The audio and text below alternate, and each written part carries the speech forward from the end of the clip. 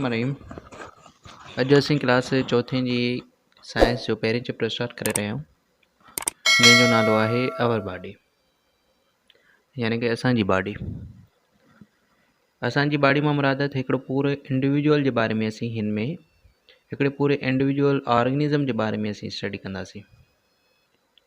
असीं जेकॾहिं थोरो बेसिक कॉन्सेप्ट ते नज़र विझूं त असांजी बॉडी जेका ठहियलु हूंदी आहे उहा हूंदी आहे सिस्टम्स जी।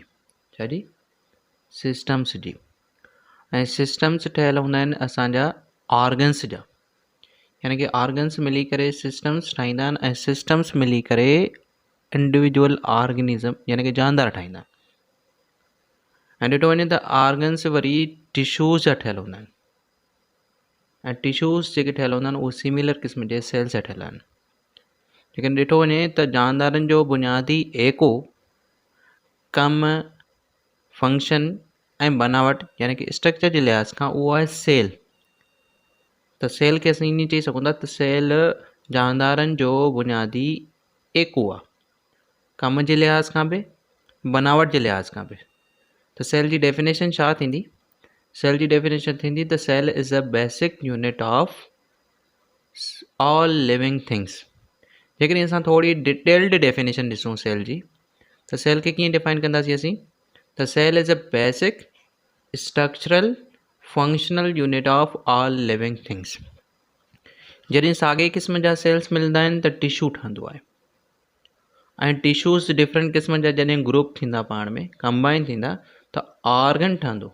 ऐं तव्हांखे ख़बर आहे त असांजे बॉडी में ऑर्गन्स को स्पेसिफिक यानी कि ख़ासि को फंक्शन परफॉर्म कंदा आहिनि।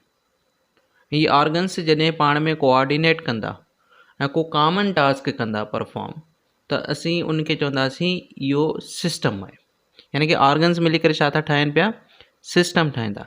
असीं जेकॾहिं मिसाल वठूं सिस्टम जो त हिकिड़ो रेस्पिरेटरी सिस्टम असांजी बॉडी में मौजूदु आहे, यानी कि साह जो सिरिश्तो।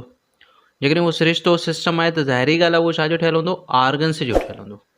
त असीं चवंदासीं त रेस्पिरेटरी सिस्टम ऑर्गन्स जो ठहियलु आहे। कहिड़ा कहिड़ा ऑर्गन्स मौजूदु आहिनि जेके मिली करे रेस्पिरेटरी सिस्टम ठाहींदा?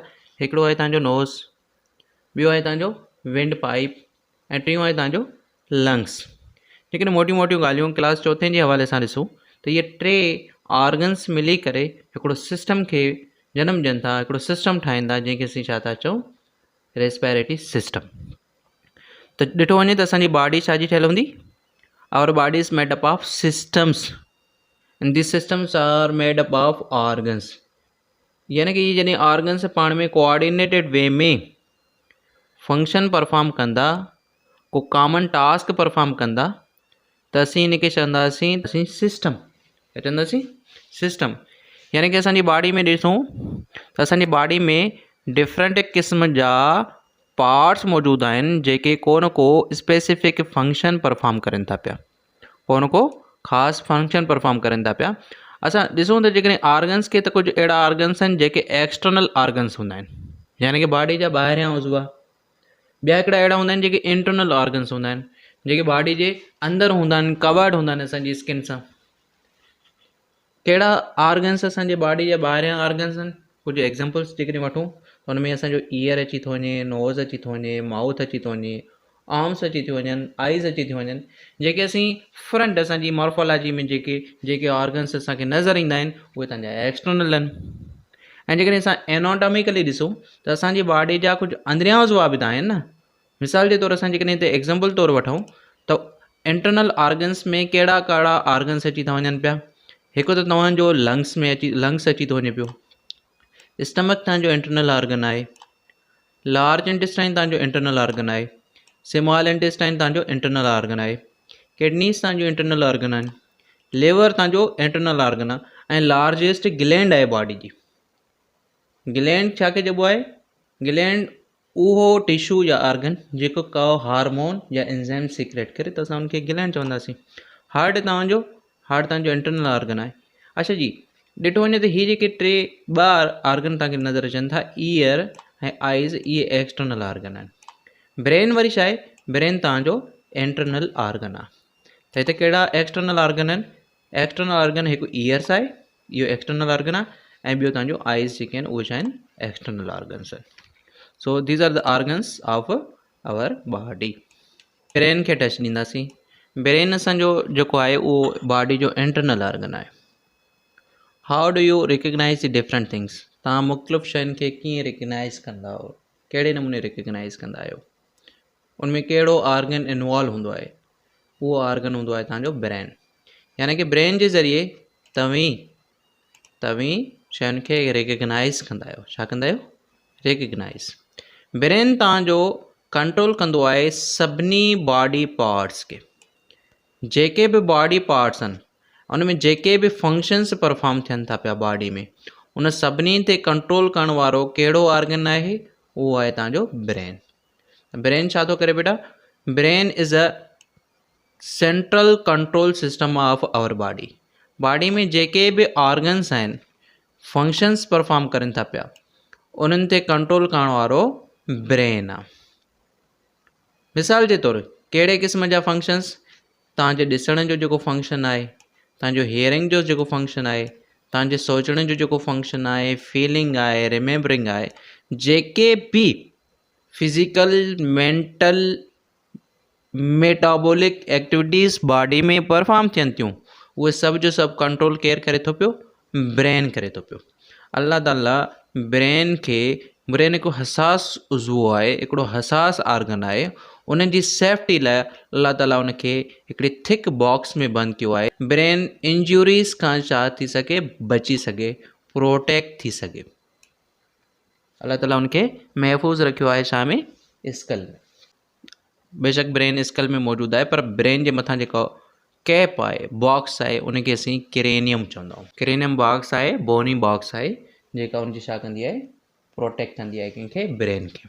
हिकिड़ो अडल्ट यानी कि नौजवान जो जेको ब्रेन जो वज़न आहे उहो 1.4 kg आहे। नियर अबाउट ॾिठो वञे त हीउ 1.5 kg थींदो। 1.5 1.5 kg थींदो आहे, पर हीउ 1.4 आहे। जेकॾहिं असां हिननि खे ग्राम्स में वठंदासीं त हीउ थी वेंदो 1400 ग्राम्स। जेकॾहिं के जी में वठूं था त के जी बीहे थो 1.4, नियर अबाउट 1.5। जेकॾहिं असीं हिनखे ग्राम्स में वठूं था पिया त इहो 1400 ग्राम्स असांजो हिकिड़े अडल्ट नौजवान जो जेको ब्रेन जो वज़न आहे उहो घणो आहे? 1400 ग्राम या 1.4 kg। अच्छा जी, तव्हांजी बॉडी ते जेकॾहिं का इंजरी अचे, को ज़ख़म थिए, त उहो रिपेयर थी वेंदो आहे। छो त अल्लाह ताला उन में हिकिड़ो रीजनरेशन पावर रखियो आहे, उहे रीजनरेट थी सघे थो। तव्हांजी बॉडी ते, तव्हांजी स्किन ते को ज़ख़म थियो त उहो रीजनरेशन थी वेंदो, उहो वापसि हील थी वेंदो आहे। जॾहिं त ब्रेन में इहो सिस्टम न हूंदो। Unlike the most other organs, injury to brain can not be cured. जेके दिमाग़ खे इंजरी, ज़ख़म पुॼंदो आहे, उनखे तव्हां क्योर नथा करे सघो, उहो रीग्रो नथो करे सघे। जेको डैमेज पार्ट आहे उहो वधीक रीग्रो न थींदो। जॾहिं त बॉडी जो बाक़ी पार्ट्स आहिनि तव्हांजा, उहे रीग्रो थी सघनि था, रीजनरेट थी सघनि था, हील थी सघनि था। स्टमक, असीं जेको कुझु खाईंदा आहियूं, जेको कुझु असीं पीअंदा आहियूं, उहो माउथ जे ज़रिए अल्टीमेटली हिकिड़ी पाउच में, हिकिड़े जे शेप बैग में वञी प्लेस कंदो आहे, उते ग्राइंड थींदो आहे। उते छा थींदो आहे? फूड ग्राइंड थींदो आहे। यानी कि प्रॉपर नमूने जेका डाइजेशन थींदी आहे उहो हुन जे शेप्ड बैग यानी कि स्टमक में थींदी आहे। हीअ जेको जे शेप तव्हांजो बैग आहे, हिनखे असीं चवंदा आहियूं स्टमक। अच्छा जी, जे शेप बैग खां मथां जेको माउथ खां हिकिड़ो पाइप हेठि लहे थो, इनखे असीं चवंदा आहियूं ईसोफेगस। पाइप जेको माउथ खां फूड खे खणी अचे स्टमक ॾे, असां हुनखे चवंदासीं ईसोफेगस। ऐं हुन खां पोइ हिकिड़ो बैग, हिकिड़ो जे शेप्ड बैग आहे, जिते प्रॉपर नमूने हिकिड़ी डाइजेशन प्रोसेस स्टार्ट थींदो आहे, जंहिंखे असीं छा चवंदा आहियूं? स्टमक। स्टमक खां पोइ हेठां ॾिसंदासीं त स्मॉल इंटेस्टाइन, स्मॉल इंटेस्टाइन खां पोइ लार्ज इंटेस्टाइन, ऐं उन खां पोइ अनस। सो इहे डिफरेंट क़िस्म जा ऑर्गन्स जॾहिं पाण में मिलंदा त हिकिड़ो सिस्टम डेवलप थींदो। उन सिस्टम खे असीं चवंदासीं डाइजेस्टिव सिस्टम। ऑर्गन्स मिली करे छा ठाहिनि था पिया? सिस्टम ठाहिनि था। त इहो mouth, oesophagus, stomach, small intestine, large intestine, इहे डिफरेंट क़िस्म जा ऑर्गन्स पाण में कोऑर्डिनेट करनि था ऐं हिकिड़ो सिंगल टास्क परफॉर्म करनि था पिया डाइजेशन जो। इन करे असां हिन सिस्टम खे छा चवंदासीं? Digestive system. इन प्रोसेस खे असीं चवंदासीं डाइजेशन, हिन सिस्टम खे चवंदासीं डाइजेस्टिव सिस्टम। अच्छा जी, सवाल हिते इहो उभिरे थो त छा डाइजेशन स्टमक में थींदी आहे? न, डाइजेशन जी जेका स्टार्ट थींदी आहे उहा माउथ खां ई शुरू थींदी आहे। कार्बोहाइड्रेट्स ग्लूकोस जेको डाइजेस्ट थींदो आहे उहो तव्हांजे माउथ खां स्टार्ट थींदो आहे। तव्हांजी केमिकल ऐं फिज़िकल डाइजेशन जा जेके प्रोसेस शुरू थियनि था पिया उहे माउथ खां स्टार्ट थियनि था पिया। सवाल इहो उभिरे थो त केमिकल ऐं फिज़िकल डाइजेशन में फ़र्क़ु कहिड़ो आहे? फिज़िकल डाइजेशन मां मुराद जॾहिं तव्हां मैकेनिकल फोर्स हणी करे उन लार्ज पीसिस ऑफ फूड खे टोड़ियो स्मॉल पीसिस में, कम्प्लेक्स फूड पार्टिकल्स के सिंपलर वन में तोड़ियो, ब्रेक डाउन कयो by applying force, by applying mechanical force, muscular force, त असां हिनखे चवंदासीं फिज़िकल डाइजेशन। जॾहिं उन्हनि कम्प्लेक्स पॉलीमर्स के एंजाइम्स जी मदद सां, यानी कि केमिकल्स एंजाइम्स जी मदद सां उनखे ब्रेक डाउन कयो सादन मॉलिक्यूल्स में, सिंपलर मॉलिक्यूल्स में, मोनोमर्स में, त असां हिनखे चवंदासीं केमिकल डाइजेशन। यानी कि कम्प्लेक्स मॉलिक्यूल्स टुटनि सिंपलर डिफ्यूज़ेबल मॉलिक्यूल्स में जेके ईज़ीली डिफ्यूज़ थी सघनि स्मॉल इंटेस्टाइन जे वॉल्स मां ब्लड में दाख़िल थी सघनि, त बेटा इनखे चवंदासीं केमिकल डाइजेशन। सवाल इहो उभिरे थो त स्टमक कहिड़ा कहिड़ा फंक्शन्स परफॉर्म करे थी। मेजर जेके फंक्शन्स आहिनि स्टमक जा उहे आहिनि 3। It stores the food, food खे स्टोर कंदी आहे।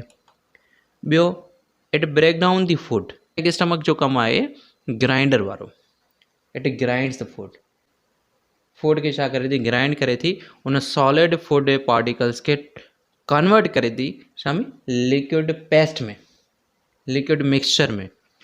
अच्छा जी, थर्ड फंक्शन कहिड़ो आहे तव्हांजो स्टमक जो? It passes the liquid mixture to another body parts. अगलो बॉडी पार्ट्स कहिड़ो आहे?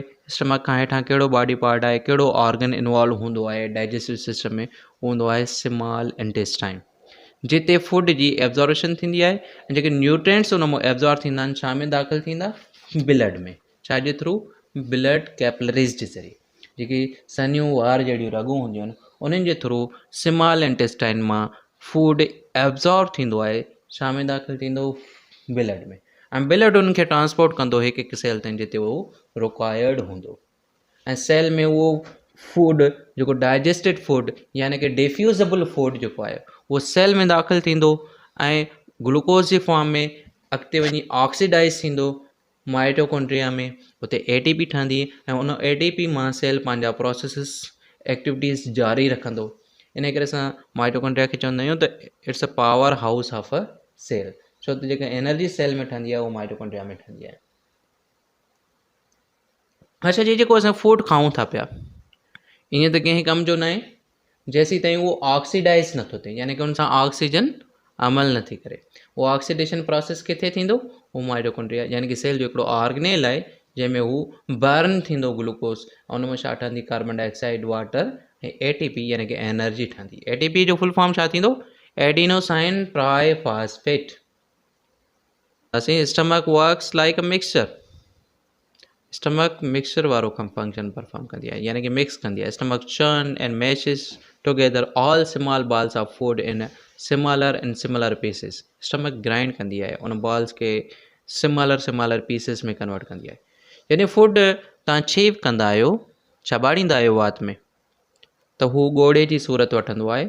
उन फूड जे फॉर्म खे असीं चवंदा आहियूं बोलस, ऐं उहो बोलस हेठि लहंदो ईसोफेगस मां स्टमक में अची दाख़िल थींदो आहे।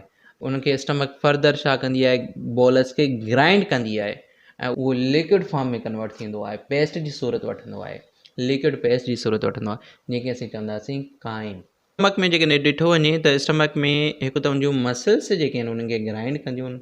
ॿियो उन में जेको गैस्ट्रिक जूस आहे, स्टमक हिकिड़ो गैस्ट्रिक जूस पैदा कंदी आहे।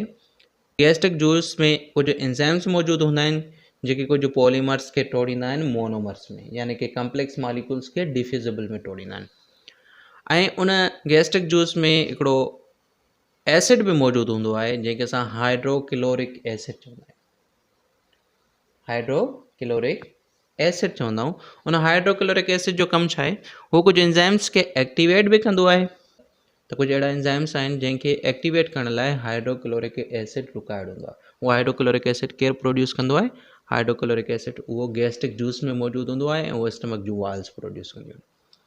ऐं ॿियो फंक्शन हाइड्रोक्लोरिक एसिड जो इहो आहे त फूड सां गॾु गॾु कुझु बैक्टीरिया असां अनहाइजीनिक अंदाज़ में जेकॾहिं खाऊं था त कुझु बैक्टीरिया जेकॾहिं फूड सां गॾु दाख़िल थी वञनि था त स्टमक में उन्हनि खे हाइड्रोक्लोरिक एसिड बैक्टीरियाज़ खे किल करण में मदद कंदो आहे।